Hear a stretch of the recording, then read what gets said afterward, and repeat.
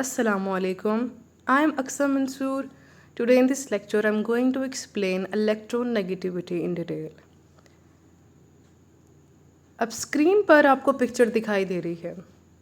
अब कुछ बातें आपको अपने जहन में बिठानी है कि जब भी एक एटम दूसरे एटम को अपना इलेक्ट्रॉन कम्प्लीटली ट्रांसफ़र करता है तो वो आयनिक बॉन्ड बना रहा होता है। लेकिन अगर एक एटम दूसरे एटम के साथ इलेक्ट्रॉन की शेयरिंग करता है तो बेसिकली वो कोवेलेंट बॉन्ड बना रहा होता है। Sharing of electron is called covalent bond. तो पिक्चर में आपको एक एटम ए दिखाई दे रहा है पर्पल कलर में, एटम बी दिखाई दे रहा है जो ब्लू कलर में है।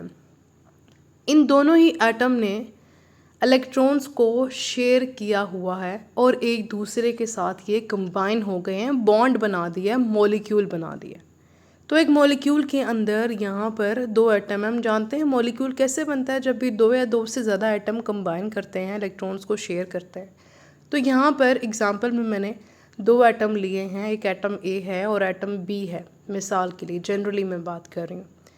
तो ये दोनों एटम ही अपने इलेक्ट्रॉन्स को एक दूसरे के साथ शेयर करेंगे, जिसको हम शेयर्ड पेयर ऑफ इलेक्ट्रॉन भी कह सकते हैं या बॉन्डेड पेयर ऑफ इलेक्ट्रॉन भी कह सकते हैं। शेयर्ड पेयर ऑफ इलेक्ट्रॉन इसलिए कह सकते हैं कि इन्होंने शेयरिंग की हुई है, और बॉन्डेड इसलिए क्योंकि इस इलेक्ट्रॉन के पेयर ने जो शेयरिंग आपस में हो रही है उसने दोनों के बीच में एक बॉन्ड को क्रिएट कर दिया, दोनों को जोड़ दिया है, मॉलिक्यूल बना दिया है। तो उसी शेयर्ड पेयर ऑफ इलेक्ट्रॉन को जो दोनों एटम ने किए हुए होंगे, दोनों एटम के जो न्यूक्लियस हैं वो उसको अपनी जानिब अट्रैक्ट करेंगे। उस जो बॉन्डेड पेयर ऑफ इलेक्ट्रॉन है उसको दोनों एटम मॉलिक्यूल के अंदर अट्रैक्ट करेंगे। तो उसी अट्रैक्शन की एबिलिटी को इलेक्ट्रोनेगेटिविटी कहते हैं। अब जो एटम हैं मॉलिक्यूल के अंदर वो वेरी करते हैं इलेक्ट्रोनेगेटिविटी वैल्यू में। लाइक एटम ए जो यहाँ पर है उसका वीक पुल है, एटम बी का जो पुल है वो स्ट्रॉन्ग है। अब अगर मैं हाइड्रोजन क्लोराइड की एग्जांपल लूँ तो हाइड्रोजन के आउटर मोस्ट शेल में 1 इलेक्ट्रॉन है, क्लोरीन के जो आउटर मोस्ट शेल में इलेक्ट्रॉन हाइड्रोजन की निस्बत काफ़ी ज़्यादा है।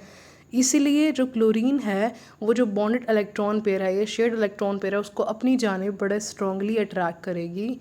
दैट्स वाई उस केस में जो स्ट्रॉन्ग पुल होगा वो क्लोरीन का होगा, वीक पुल हाइड्रोजन का होगा। अब एक बार डेफिनेशन देख लेते हैं इलेक्ट्रोनेगेटिविटी की। The ability of an atom to attract with the shared pair of electron towards itself in a molecule। एक एटम की एबिलिटी जिन्होंने इलेक्ट्रॉन्स के पेयर को शेयर कर रखा है एक दूसरे के साथ मॉलिक्यूल के अंदर, तो उस शेयर्ड पेयर ऑफ इलेक्ट्रॉन को अपने जानिब खींचने की जो उनकी एबिलिटी है उसको हम इलेक्ट्रोनेगेटिविटी का नाम देते हैं। अब जैसे हाइड्रोजन और फ्लोरीन की मैं एग्जांपल दे रही हूँ, बड़ी कॉमन एग्जांपल है।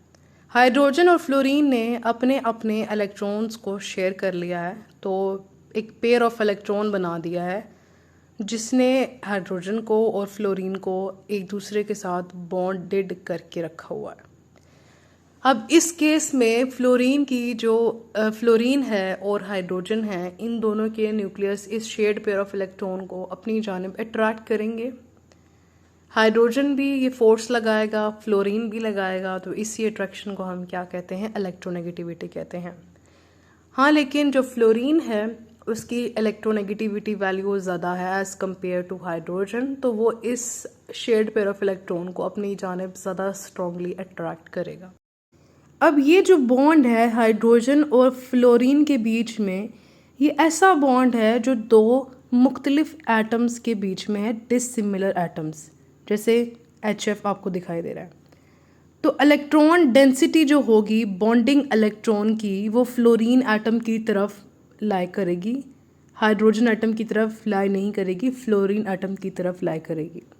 ये जो अनईक्वल शेयरिंग है ये इस वजह से है कि फ्लोरीन एटम की टेंडेंसी हाइड्रोजन एटम की निस्बत ज़्यादा है। टेंडेंसी किस चीज़ की, शेयर्ड पेयर ऑफ इलेक्ट्रॉन को अपनी तरफ अट्रैक्ट करने की जो टेंडेंसी है, यानी कि इलेक्ट्रोनेगेटिविटी वैल्यू है, वो ज़्यादा है। लेकिन अगर ऐसा हो कि दो एटम एक दूसरे के साथ कंबाइन हो और न्यूक्लियस एक ही हो, यानी होमोन्यूक्लियर डाई एटम्स हों, जैसे H2 की बात करें, वो हमेशा एक डाई एटॉमिक फॉर्म में रहता है, H2 की फॉर्म में रहता है। तो यहाँ पे जो बॉन्डिंग पेयर ऑफ इलेक्ट्रॉन है वो दोनों एटम्स के बीच में इक्वली शेयर होंगे। नेक्स्ट है measurement of electronegativity polling scale. Basically बाकी एलिमेंट्स की इलेक्ट्रोनेगेटिविटी वैल्यूज़ निकालने के लिए हम डिफरेंस का मेथड यूज़ करते हैं, कंपेयरिंग का मेथड यूज़ करते हैं। बेसिकली जो फ्लोरीन है एक एलिमेंट है पीरियोडिक टेबल में, उसको हम F से रिप्रेजेंट करते हैं। उसको एक हमने आर्बिट्ररी स्टैंडर्ड वैल्यू प्लॉट कर दी है, दैट इज़ 4.0। बाकी जो एलिमेंट्स हैं हम उसकी इलेक्ट्रोनेगेटिविटी वैल्यू को मेजर करने के लिए फ्लोरीन की इस आर्बिट्ररी स्टैंडर्ड वैल्यू के साथ कंपेयर करते हैं, और कंपैरिजन की वजह से हमें बाकी जो एलिमेंट्स हैं उनकी इलेक्ट्रोनेगेटिविटी वैल्यू जो है मेजर हो जाती है। फ्लोरीन की जो इलेक्ट्रोनेगेटिविटी वैल्यू है पूरे पीरियोडिक टेबल में सबसे ज़्यादा होती है, दैट इज़ 4.0, और पीरियोडिक टेबल में सबसे कम इलेक्ट्रोनेगेटिविटी वैल्यू सीज़ियम की है, दैट इज़ 0.7। तो बाकी जो एलिमेंट्स होते हैं उनकी इलेक्ट्रोनेगेटिविटी वैल्यूज़ को फ्लोरीन के साथ कंपेयर करके निकाला जाता है। नेक्स्ट है variation of electronegativity in periodic table. सबसे पहले है अक्रॉस द पीरियड। इलेक्ट्रोनेगेटिविटी की वैल्यू पीरियड के अलोंग यानी कि left to right in the periodic table increase होती है, बढ़ जाती है। अब इसकी वजह ये है कि एटॉमिक साइज़ कम होता जाता है जब जब हम लेफ़्ट टू राइट जाते हैं, तो एलिमेंट्स का जो एटॉमिक साइज़ है उसका फैलाव जो है वो कम होता जाता है, एटॉमिक रेडियस कम हो जाता है।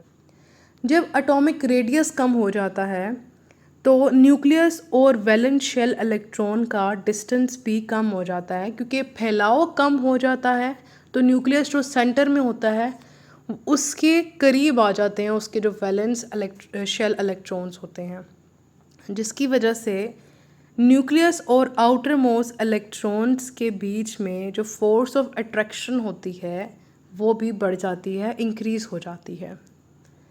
फोर्थ पॉइंट ये है कि शील्डिंग इफेक्ट सेम रहता है, कांस्टेंट रहता है, ना वो इंक्रीज़ होता है ना डिक्रीज़ होता है। अब शील्डिंग इफेक्ट क्या करता है? शील्डिंग इफेक्ट जो न्यूक्लियस की फोर्स ऑफ अट्रैक्शन होती है इलेक्ट्रॉन्स की तरफ जो वैलेंस शेल में होते हैं उसको डिक्रीज़ करता है, उसको कमज़ोर करता है। तो यहाँ पर जो शील्डिंग इफेक्ट है वो भी कांस्टेंट है।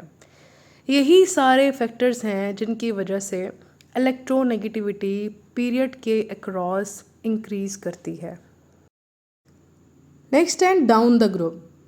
इलेक्ट्रोनेगेटिविटी की value down the group decrease होती है। इसकी वजह यह है कि एटॉमिक साइज़ अब इंक्रीज़ हो जाता है, यानी एटॉमिक रेडियस इंक्रीज़ हो जाता है, एटम का फैलाव जो है वो बहुत ज़्यादा हो जाता है, जिसकी वजह से न्यूक्लियस और आउटर मोस्ट इलेक्ट्रॉन के बीच में डिस्टेंस इंक्रीज़ होता है, बढ़ जाता है, और फोर्स ऑफ अट्रैक्शन न्यूक्लियस की वैलेंस शेल इलेक्ट्रॉन के लिए डिक्रीज़ हो जाती है, यानी जो न्यूक्लियस की ग्रिप होती है उसके वैलेंस शेल इलेक्ट्रॉन की तरफ वो कम हो जाती है। इसके अलावा जो शील्डिंग इफेक्ट है वो बढ़ने शुरू हो जाता है, यानी शील्डिंग इफेक्ट जो है मज़ीद क्या करता है, इस जो फोर्स ऑफ अट्रैक्शन न्यूक्लियस की उसके आउटर मोस्ट इलेक्ट्रॉन्स की जानिब जो है वो भी वीक हो जाती है। यही सारे फैक्टर्स की वजह से electronegativity down the group decrease करती है। अब नेक्स्ट कुछ एप्लीकेशंस हैं, यानी कि इम्पॉर्टेंस हैं इसकी इलेक्ट्रोनेगेटिविटी की। तो पहली इम्पॉर्टेंस ये है कि केमिकल बॉन्ड की नेचर के बारे में बताती है कि अदर जो केमिकल बॉन्ड है वो आयनिक है या कोवेलेंट। अगर इलेक्ट्रोनेगेटिविटी का डिफरेंस 1.7 से ज़्यादा होता है, 1.7 क्या एक वैल्यू है, अगर इस 1.7 से ज़्यादा है तो बॉन्ड आयनिक होगा। लेकिन अगर इलेक्ट्रोनेगेटिविटी डिफरेंस 1.7 से कम होगा तो बॉन्ड कोवेलेंट होगा। डिफरेंस जो अगर इलेक्ट्रोनेगेटिविटी का डिफरेंस 0 हो तो दो एटम के बीच में bond non polar covalent bond कहलाता है। इसके अलावा ये जो इलेक्ट्रोनेगेटिविटी है वो बॉन्ड स्ट्रेंथ के बारे में भी बताती है। जैसे अगर हम पोलर बॉन्ड्स की बात करें तो अगर जो बॉन्ड है उसकी जो वैल्यू है इलेक्ट्रोनेगेटिविटी वैल्यू 0.4 से ज़्यादा होगी तो बॉन्ड क्या होगा, पोलर। अगर 0.4 से कम होगी तो बॉन्ड क्या होगा, नॉन पोलर होगा। तो जो इलेक्ट्रोनेगेटिविटी है वो बॉन्ड स्ट्रेंथ को भी इंडिकेट करती है। अगर इलेक्ट्रोनेगेटिविटी डिफरेंस दो बॉन्डेड एटम्स के बीच में ज़्यादा होगा तो उनकी जो बॉन्ड स्ट्रेंथ है वो भी ज़्यादा होगी। तो इन शॉर्ट इलेक्ट्रोनेगेटिविटी की वजह से हम ये पता लगा सकते हैं कि बॉन्ड पोलर है या नॉन पोलर है। इसके अलावा हम ये भी पता लगा सकते हैं कि बॉन्ड आयनिक है या कोवेलेंट है। और हम बॉन्ड स्ट्रेंथ के बारे में भी बता सकते हैं कि जो दो बॉन्डेड एटम्स के बीच में जो स्ट्रेंथ है वो कितनी है। That's all for today. I hope so आपको आज का लेक्चर अच्छे से समझ आ गया होगा। अगर आपको मेरी वीडियो अच्छी लगी है तो मेरी वीडियो को ज़रूर लाइक कीजिएगा और मेरे चैनल को ज़रूर सब्सक्राइब कीजिएगा। Thank you so much for watching. अल्लाह हाफ़िज़।